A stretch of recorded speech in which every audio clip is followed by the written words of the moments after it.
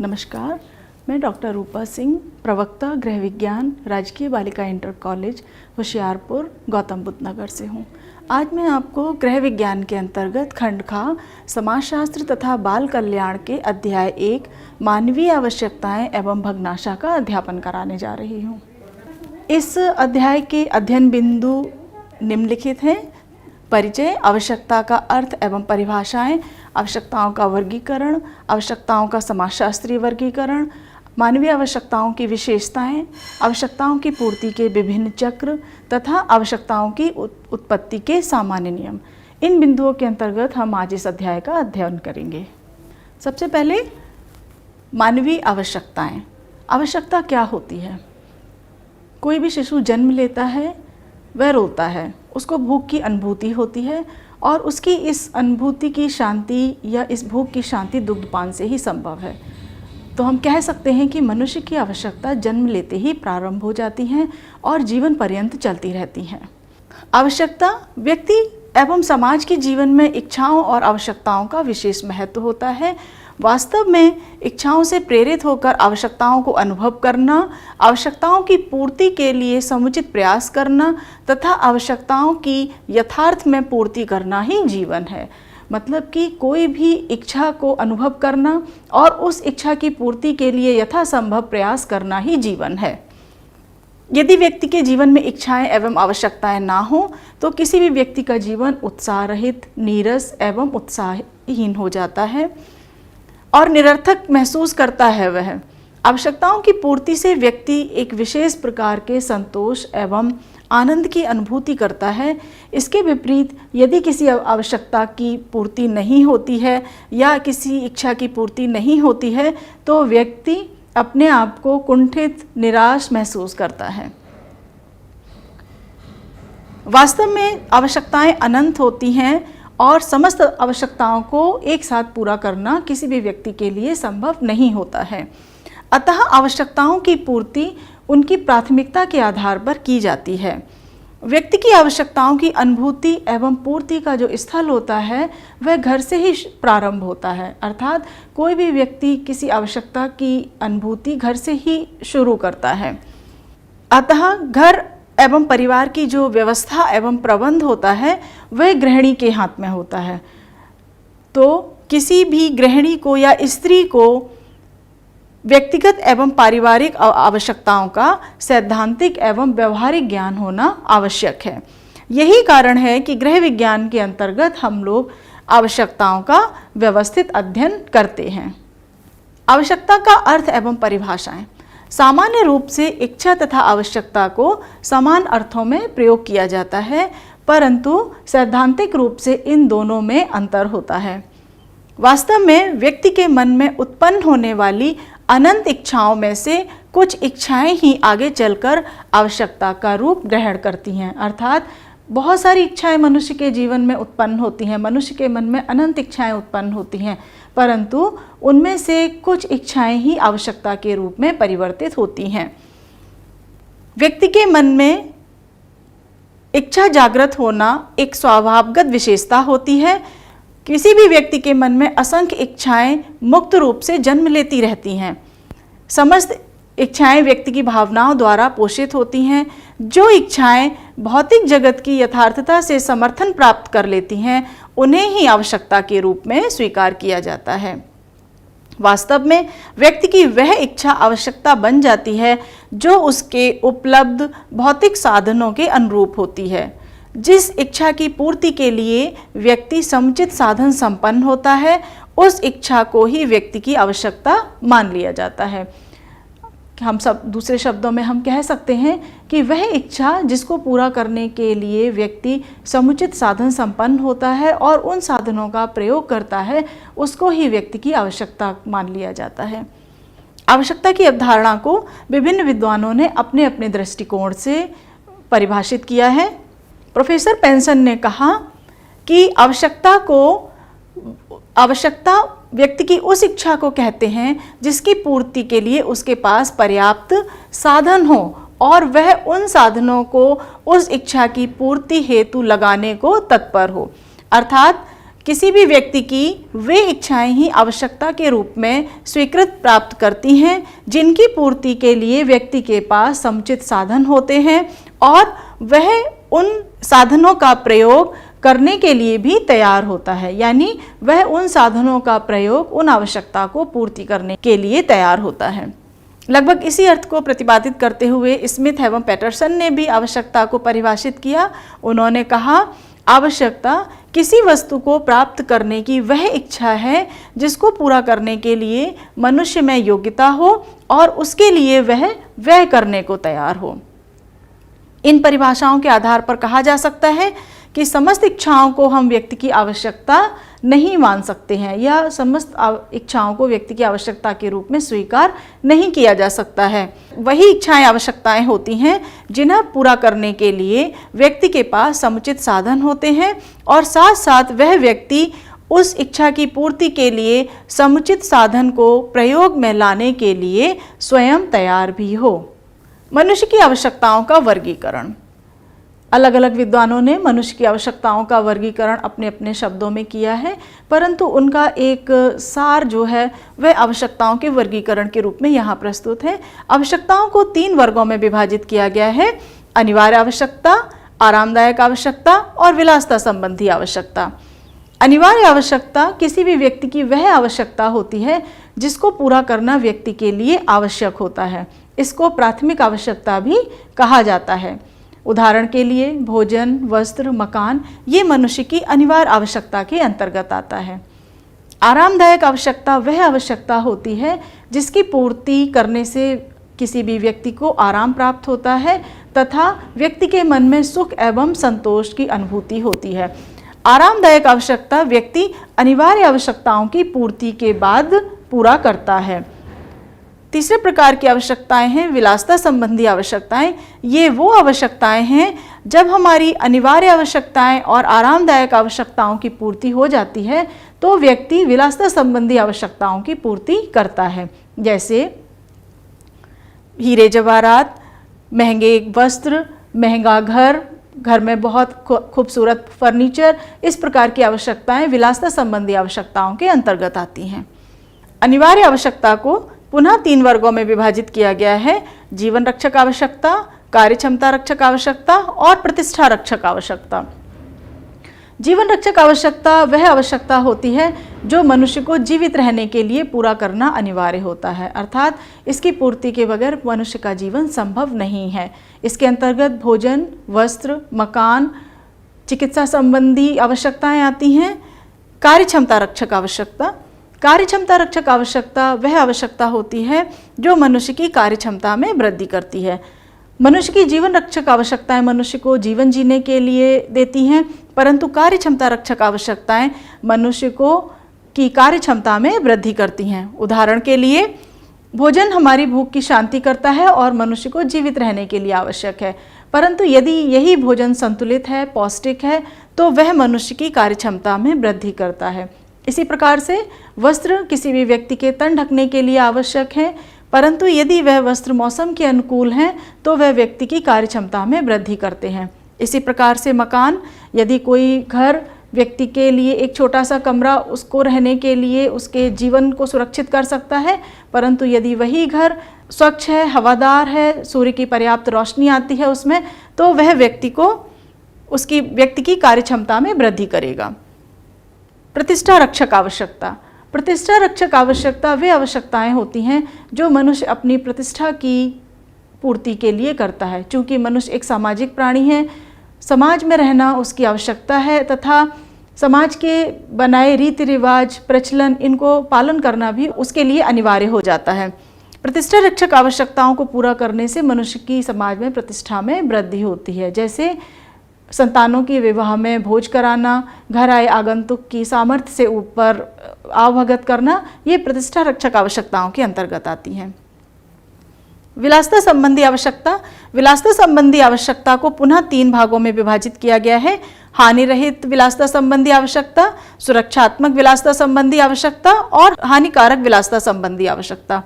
हानि रहित विलासिता संबंधी आवश्यकता वह आवश्यकता होती है जिसको पूरा करने से मनुष्य के जीवन पर कोई भी हानिकारक प्रभाव नहीं पड़ता है, जैसे महंगे वस्त्रों का प्रयोग करना, महंगी गाड़ी का प्रयोग करना, महंगी घड़ी का प्रयोग करना, ये हानि रहित आवश्यकताएं हैं।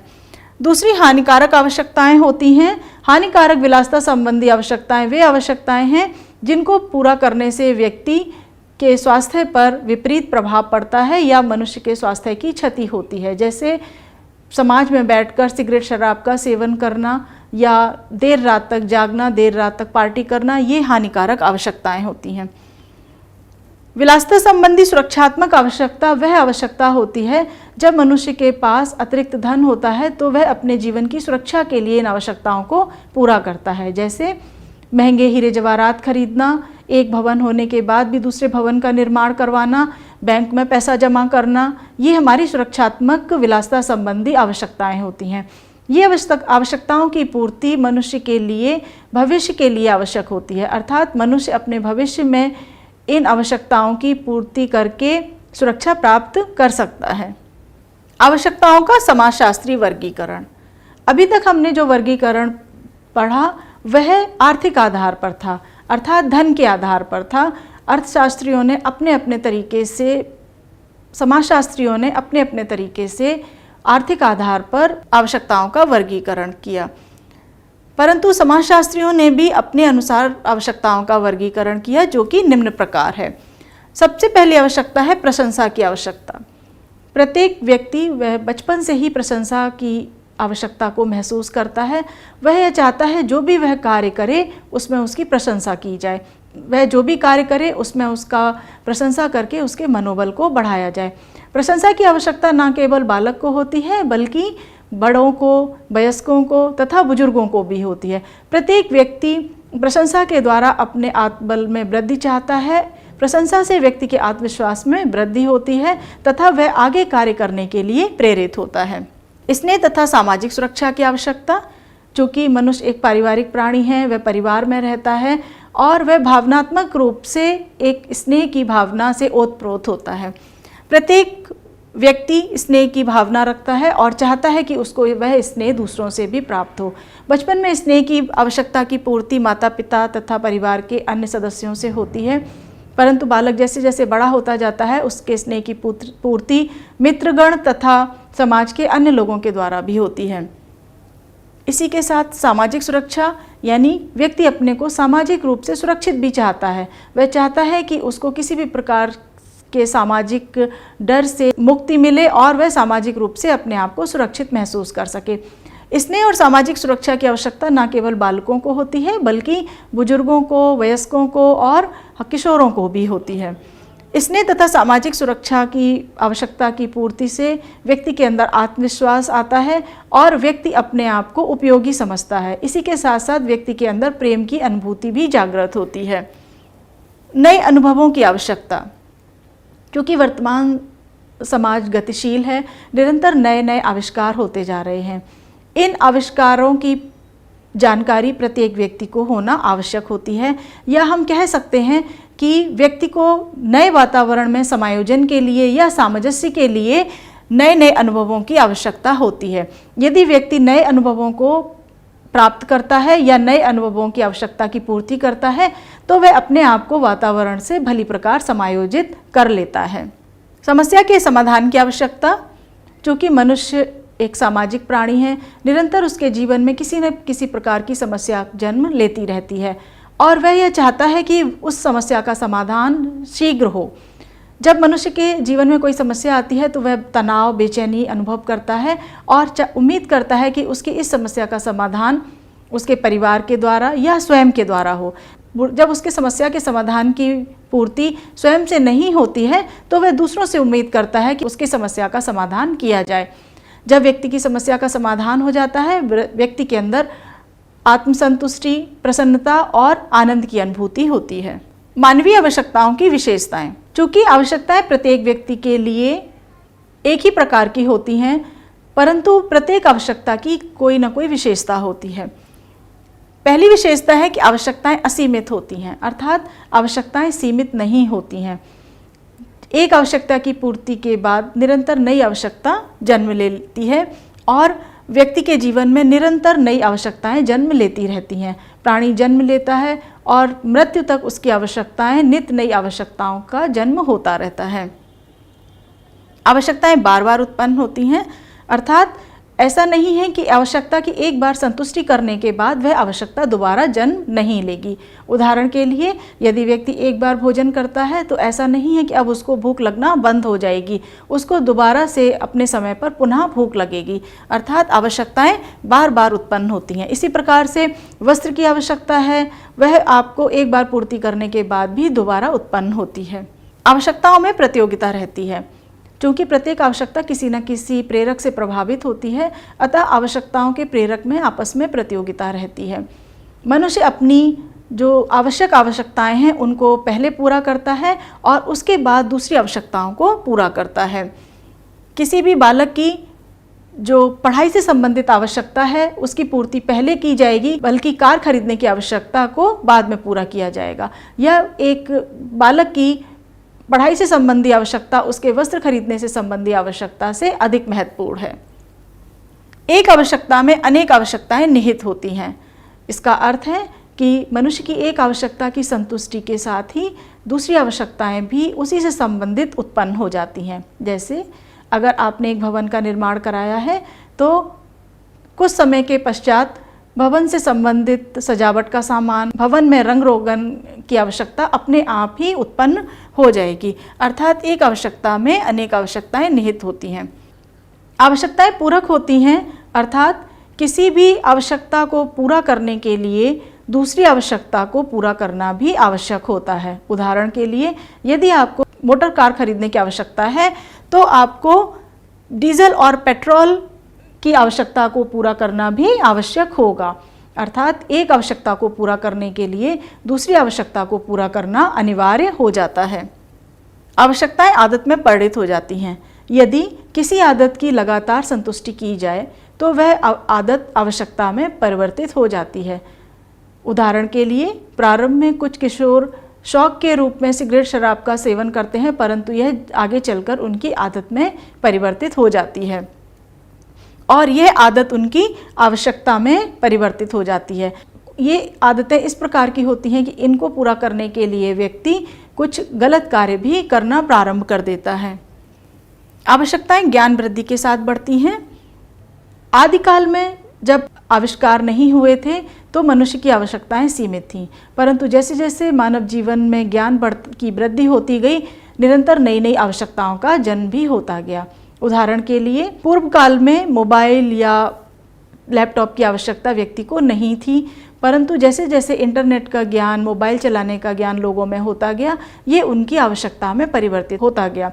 इसी प्रकार से ऑनलाइन क्लासेस की आवश्यकता होने की वजह से वर्तमान संबंधी आवश्यकताएं अधिक प्रबल होती हैं, अर्थात जीवन की वर्तमान संबंधी आवश्यकताओं को पूरा करना अधिक आवश्यक होता है। इसकी जगह हम लोग जो भविष्य की आवश्यकताएं होती हैं वह कितनी भी जरूरी क्यों ना हो, उनको बाद में पूरा करने का विचार किया जाता है।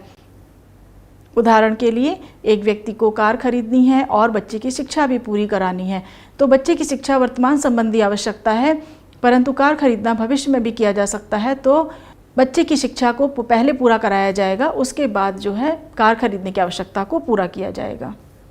आवश्यकताओं की पूर्ति के विभिन्न चक्र। आवश्यकताओं की पूर्ति के विभिन्न चक्र का अर्थ है चूँकि मनुष्य के जीवन में नित्य नई आवश्यकताएं उत्पन्न होती हैं, मनुष्य नित्य नई आवश्यकताओं का अनुभव करता है और यह आवश्यकता जब तक पूरी नहीं हो जाती है व्यक्ति के मन में अनेक मानसिक प्रक्रियाएं चलती रहती हैं। ये मानसिक प्रक्रियाएं तब तक चलती हैं जब तक कि व्यक्ति की आवश्यकता पूरी नहीं हो जाती है।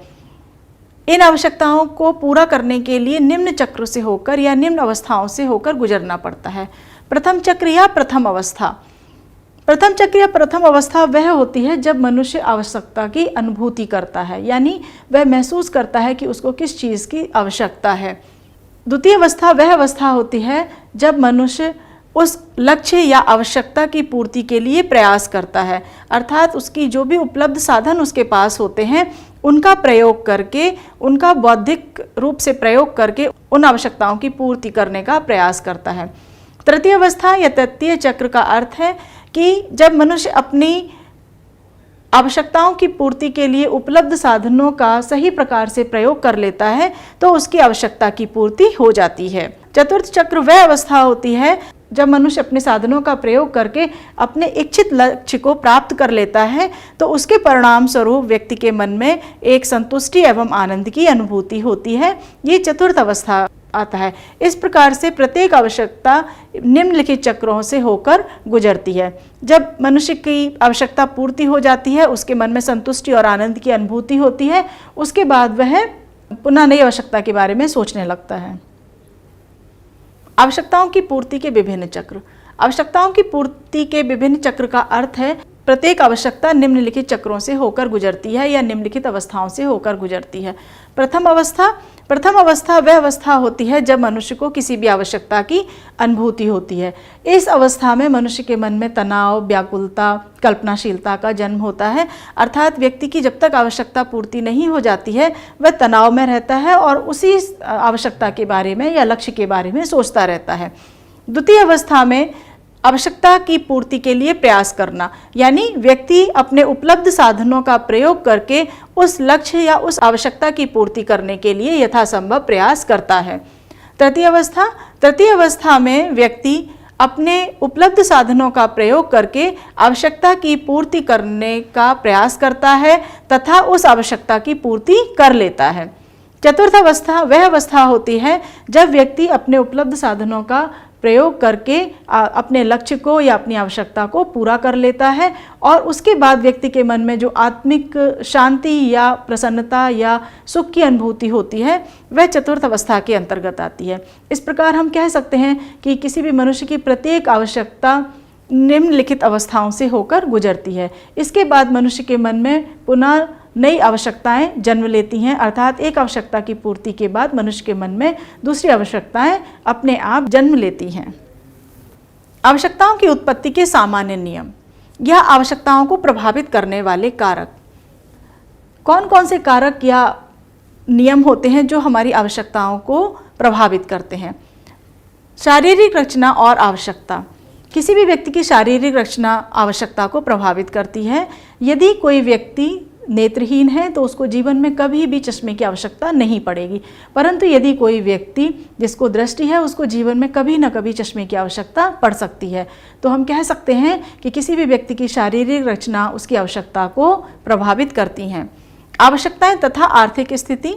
किसी भी व्यक्ति की आर्थिक स्थिति उसकी आवश्यकताओं को प्रभावित करती हैं। यदि व्यक्ति की आर्थिक स्थिति निम्न है या उसके पास आय के साधन कम है तो वह सबसे पहले अपनी प्राथमिक आवश्यकताओं को पूरा करेगा, परंतु उसके पास यदि आय के पर्याप्त साधन है या उसके पास अधिक आय है तो वह अपनी प्राथमिक आवश्यकताओं के साथ साथ आरामदायक आवश्यकताएं और जो विलासिता संबंधी आवश्यकताएं हैं उनकी पूर्ति भी करेगा। इस प्रकार किसी भी व्यक्ति की आर्थिक स्थिति उसकी आवश्यकताओं को प्रभावित करती है। आवश्यकताएं और आदत। किसी भी व्यक्ति की आदत के अनुसार उसकी आवश्यकताएं जन्म लेती हैं। उदाहरण के लिए यदि किसी व्यक्ति को चाय पीने की आदत है तो उसके लिए चाय की जो पत्तियां हैं या मिल्क है वह उसकी आवश्यकता बन जाती है, परंतु यदि दूसरे व्यक्ति को इसकी आदत नहीं है तो उसके लिए वह आवश्यकता का कोई मायने नहीं होगा। तो हमारी आदतें भी हमारी आवश्यकताओं को जन्म देने के लिए जिम्मेदार होती हैं। आवश्यकताएं और वातावरण। जो वातावरण होता है वह भी आवश्यकताओं को जन्म देने के लिए उत्तरदायी होता है या वातावरण भी आवश्यकताओं को प्रभावित करता है। उदाहरण के लिए सर्दी के मौसम में ऊनी वस्त्रों की आवश्यकता प्राथमिक होती है, परंतु वही गर्मी के मौसम में उन ऊनी वस्त्रों का कोई महत्व नहीं होता है।